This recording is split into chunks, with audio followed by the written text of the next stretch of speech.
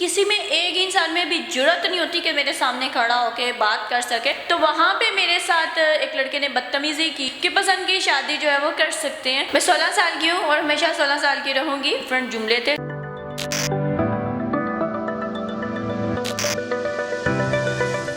جی السلام علیکم. وعلیکم السلام. کیسے ہیں آپ؟ بہت پیاری ہوں. اچھا، بہت پیارے ہیں آپ. مجھے یہ بتائیے کہ آج سوسائٹی میں ہر بندہ ذہنی طور پہ پریشان ہے، ڈپریشن کا شکار ہے. آپ کے چہرے پہ اسمائل کی وجہ کیا ہے؟ مطمئن ہوں میں، اور ایک زندگی ملی ہے اس کو جینا چاہتی ہوں، بس یہی ہے. تو کیسے سیکھا ہے؟ کون سا ایسا زندگی کا واقعہ تھا جس نے آپ کو جینا سکھا دیا؟ مطلب میرے پاس 2 آپشن تھی، یا تو رو کے زندگی گزار لیتی یا پھر ہنسی خوشی. تو پھر میں نے دوسرا آپشن چنا اور مطلب خود محنت کی میں نے. مجھے صرف ایک بات جب پتہ چلی کہ میں اپنی ذات کے لیے خود مدد کر سکتی ہوں اپنی، میرے علاوہ کوئی بھی میری مدد نہیں کر سکتا، کوئی میرے بارے میں اتنا نہیں سوچ سکتا جتنا میں اپنے بارے میں سوچ سکتی ہوں. تو اس چیز نے میری زندگی بدل دی. آپ تو، میں ایک مرتبہ آپ کو سوشل میڈیا پہ دیکھ رہا تھا، مردوں کے لیے بڑا دبنگ اعلان کر رہی ہوتی تھی. آپ نے کہا میں اپنے بارے میں سوچا، مردوں کے لیے کیوں مان کھڑی ہوئی؟ میں مردوں پہ ایک کتاب بھی لکھ رہی ہوں اور ان شاء اللہ تعالیٰ وہ جلد مارکیٹ میں آئے گی. تو بات یہ ہے کہ ہمیشہ عورت کارڈ، عورت ڈے، بلا بلا بلا بلا بلا، عورتوں کی برابری، وہ جو ہوتا ہے مردوں کی برابری کرنا چاہتی ہیں عورتیں، لیکن ہم لائن میں نہیں کھڑی ہونا چاہتی. مرد ہمیں آگے کر دیں پلیز. اور ہم مردوں کی برابری کرنا چاہتی ہیں، مردوں کے شانہ بشانہ چلنا چاہتی ہیں، لیکن ہم بس میں کھڑی نہیں ہو سکتی. ہمیں سیٹ دے دے، چاہے مرد بھی سارا دن کام کر کے آیا ہے لیکن ہم زیادہ تھک جاتی ہیں. تو ان چیزوں سے مجھے اختلاف ہے. ہر انسان کا اپنا مقام ہے. مرد کا اللہ تعالیٰ نے ایک مقام رکھا ہے، عورت کا بھی ایک مقام رکھا ہے. تو مردوں کو کبھی نیچ نہ ثابت کریں کہ وہ نیچ نہیں ہے، کوئی جنسی بھیڑیے نہیں ہے. اور وہ بھی مردوں میں بھی غلط ہوتے ہیں، عورتوں میں بھی غلط ہوتے ہیں، لیکن مردوں کو ٹارگٹ کرنا یہ چیز مجھے بڑی تکلیف دہ ہوتی ہے. اور 8 مارچ کو، تو اسے 2 دن پہلے ہی، 8 مارچ سے 2 دن پہلے ہی میں نے پلے کارڈ میں لکھا تھا. ڈفرینٹ جملے تھے جو کہ بہت ہی زیادہ وائرل ہوئے تھے، جو مردوں کے لیے تھے. تو یہ جو خواتین نے مختلف سلوگنز لکھے ہوتے ہیں، ان کو کس نظر سے دیکھتی ہیں آپ؟ ان میں کچھ بہت سے سلوگن اچھے ہیں، ٹھیک ہے. مثلاً میرا جسم میری مرضی. ڈیفینیٹلی میرا جسم ہے تو میری ہی تو مرضی ہوگی. میرا جسم ہے، میری مرضی ہے. اب ساتھ والے کسی نور شیدے کی مرضی تو ہو نہیں سکتی ہے.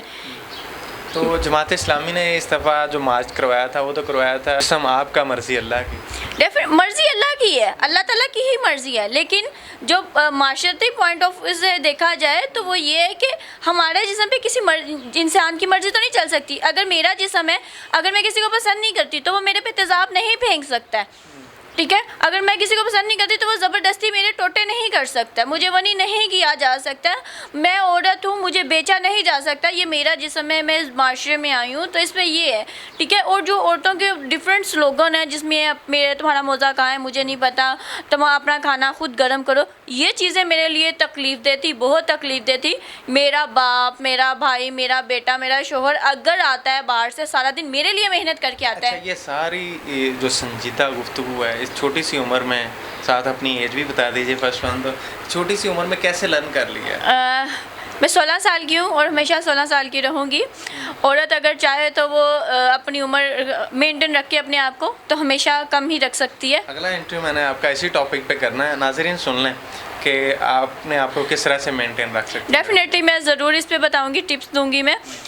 تو بات ہے کہ یہاں یہ کہاں سے سیکھی میں نے، اسی معاشرے سے سیکھی ہیں یہ باتیں. میں نے دیکھا ہے، میں لوگوں سے ملتی ہوں، عورتوں سے، مردوں سے، میں ان کے مسائل سنتی ہوں. عورتوں کے مسائل ہمارے سامنے ہیں، جو عورتوں کے اصل مسائل ہیں نا ان پہ بات کی جائے. کیا آپ کے نزدیک کیا عورت کا اصل مسئلہ ہے؟ کیا عورت کا مسئلہ اصل یہ ہے کہ دور دراز میں جو عورتوں کو تعلیم نہیں دی جاتی، میرے لیے وہ بات تکلیف دہ ہے. عورتوں کو جو ہے وہ مردوں کو بھی نہیں دی جا رہی، معذرت. تو وہی بات، یہ غلط بات ہے نا. عورتوں کو بھی اکثر جو ہے ترقی یافتہ، جو مطلب ترقی یافتہ تو نہیں، ترقی پذیر کہوں گی میں، کہ شہروں میں مردوں کو اگر اپنے لڑکوں کو آپ ہاسٹل بھیج سکتے ہو تو آپ لیڈی کو کیوں نہیں بھیج سکتے ہو؟ اس کو بھی پڑھاؤ، اس کا بھی اتنا حق ہے۔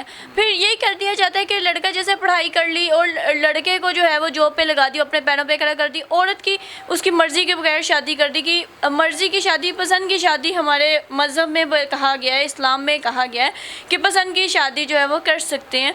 تو یہ زبردستی آپ کب کر رہی ہیں اور کیا آئیڈیل جو آپ کی پسند ہے وہ کیسا لڑکا ہونا چاہیے؟ جیسے بھی مجھے کوئی اچھا پرپوزل آئے گا، سنجیدہ بندے اس کو میں ترجیح دوں گی، اسپیشلی سنجیدہ ہو، کیئرنگ ہو، کم از کم میری طرح جو ہے نا براڈ مائنڈیڈ ہو۔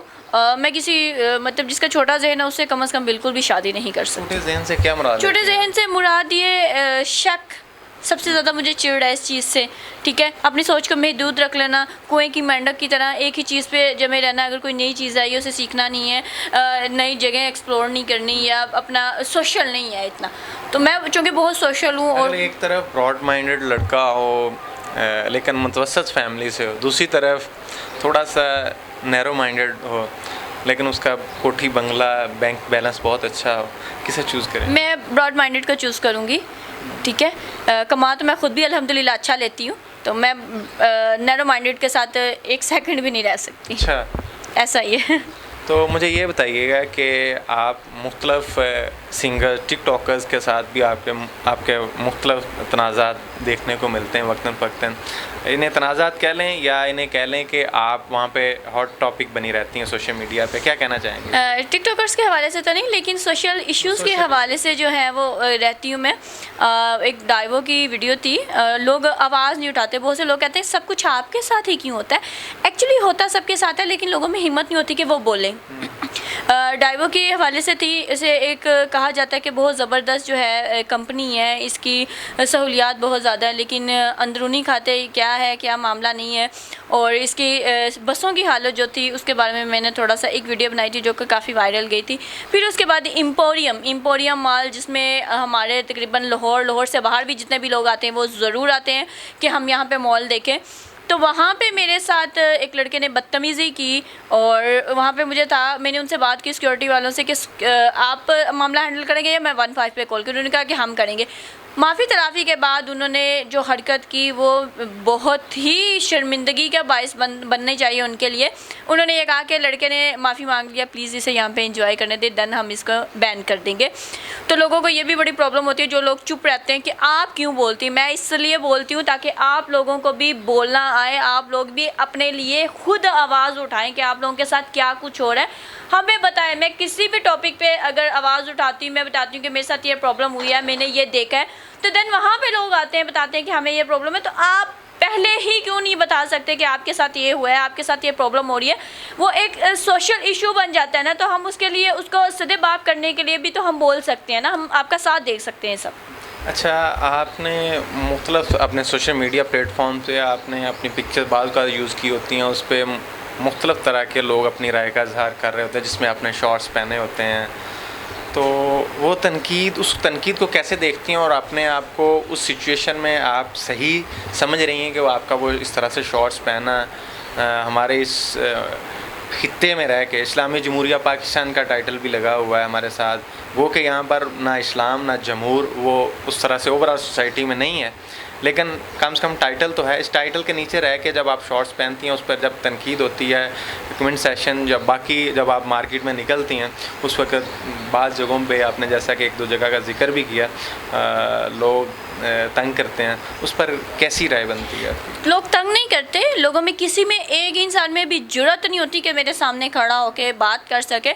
سوشل میڈیا کی حد تک ٹرول کرنے کی کوشش کرتے ہیں، اور ان ٹرولرز کو میں جوتی کی نوک پہ بھی نہیں رکھتی، کیونکہ میں ان کی کمائی سے ڈریسنگ نہیں کر رہی ہوں، یا ان کی کمائی سے میں بالکل بھی نہیں زندگی کو جو کہتے ہیں انجوائے کر رہی۔ مجھے بالکل بھی فرق نہیں پڑتا، میری خوشی ہے، جو مجھے اچھا لگتا ہے، جو بہتر لگتا ہے وہ میں پہنتی ہوں۔ ایکسپو کا واقعہ ہے کہ میں نے شرٹ پہنا تھا، میرا بیلی جو تھا وہ نظر آ رہا تھا، تو وہاں پہ بہت زیادہ رش تھا، بہت زیادہ سوشل میڈیا پہ تصویریں کافی وائرل ہوئی تھی، سپورٹ بھی بہت لوگوں نے مجھے کیا۔ جتنے کامیاب لوگ تھے انہوں نے کہا کہ بندی ہے، اس کی اپنی مرضی ہے، اپنی زندگی ہے، وہ جی رہی ہے۔ جتنے ناکام لوگ تھے انہوں نے جی یہ پرابلم ہے، یہ ہے، یہ وہ، مطلب آپ لوگ اپنے گھر کے اپنی زندگی کے جو مسائل ہیں وہ ختم نہیں کر پاتے، آپ دوسروں پہ تنقید کرتے ہو، کیسے تنقید کر سکتے ہو؟ یہ تو مجھے بالکل بھی واقعے کا فرق نہیں پڑتا ہے. میں اپنی لائف مطلب انہیں لگتا ہے کہ شاید ہم ٹرول کریں گے, یہ جو ہوتی ہے اس کو ذہنی ٹینشن ہوگی یا کوئی پرابلم ہو جائے گی یا خودکشی کر لے گی, چھوڑ دے گی, ایسا بالکل بھی نہیں ہے. میں اپنی زندگی مست اور بہت ہی مست جی رہی ہوں. اچھا مجھے یہ بتائیے گا کہ لائف میں کیا چاہتی ہیں, لائف کا گول کیا ہے, کیا حاصل کیا کرنا چاہ رہی ہیں زندگی میں؟ میرا اپنا برانڈ ہے, نیچرلی ہرب کے نام سے ہے. اس میں ہم جو ہے نا ساری چیزیں جو ہے نا وہ ہربل یوز کی ہیں, تو اس کو میں اور میری بہن جو ہے وہ آگے تک لے کے جانا چاہ رہے ہیں, اس پہ ورک کرنا چاہ رہے ہیں. دوسرا میں چاہتی ہوں کہ میں ہمیشہ اسی طرح سوشل ایشوز پہ بولتی رہوں, دوسروں کی مدد کرتی رہوں. میری ذات سے اگر کسی کا کوئی فائدہ پہنچ رہا ہے تو اللہ تعالیٰ مجھے آگے بھی اس چیز کی توفیق دے. کرنا کیسا لگتا ہے؟ ظاہری بات ہے آپ کو مختلف جگہوں پہ دیکھا, مختلف سوسائٹی کے جتنے بھی مسائلز ہوتے ہیں ان پر آپ بات بھی کرتی ہیں, اگر کسی ایشو کو آپ حل کر سکتی ہیں تو وہ حل بھی کرنے. اس میں کب سے انٹرسٹ ہے اور یہ کیوں ڈیولپ ہوا؟ یہ تقریباً 7 سال سے میں کام کر رہی ہوں. جب مجھے لگا کہ میری آواز میں اثر ہے, لوگ میری بات کو سیریس لیتے ہیں, دین میں نے سوچا میں اپنی ذات کو ہی فائدہ نہ پہنچاؤں, میں دوسروں کے لیے بھی کام کروں. تو اگر کوئی معذور ہے, کوئی ڈسیبل ہے, اس کو ویل چیئر کی ضرورت ہے, وہ کر دیتی ہوں میں پرووائڈ. کوئی ایجڈ لوگ ہیں, بہت بزرگ ہیں اور ان کو راشن وغیرہ کے لیے, میڈیسن کے لیے. کوئی بیوہ عورت ہے جس کے پاس بچے ہیں, وہ نہیں کر سکتے بچوں کی فیس کے لیے, راشن وغیرہ کے لیے. لڑکا کہتا ہے مجھے اسٹڈی کے لیے آپ کچھ ہیلپ کروا دیں, تو اس کے لیے کیا؟ میں اس کے لیے بالکل بھی مدد نہیں کروں گی. میں اس کو یہ پیغام دوں گی کہ جیسے میں نے خود محنت کر کے اپنی پڑھائی کمپلیٹ کی ہے تو پلیز کریں. آپ لوگ ہاتھ ہیں, پاؤں ہیں, سب کچھ ہے, یہاں پہ بہت سے ڈسیبل لوگ ہیں, وہ بھی اچھا ارن کر رہے ہیں.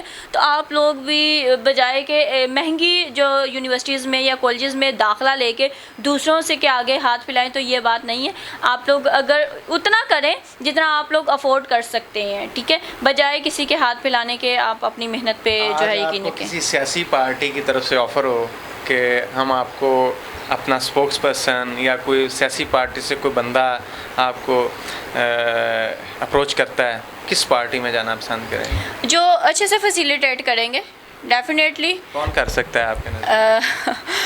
پی ٹی آئی تو خود ہی چلی گئی. اور پی ٹی آئی کا کبھی جنون رہا؟ بہت جنون رہا تھا, بہت میں انصافی تھی, اور اب تو میں نام بھی نہیں لینا چاہوں گی, کہیں یہ نہ ہو کہ ویگو ڈالا میرے بال کھڑا.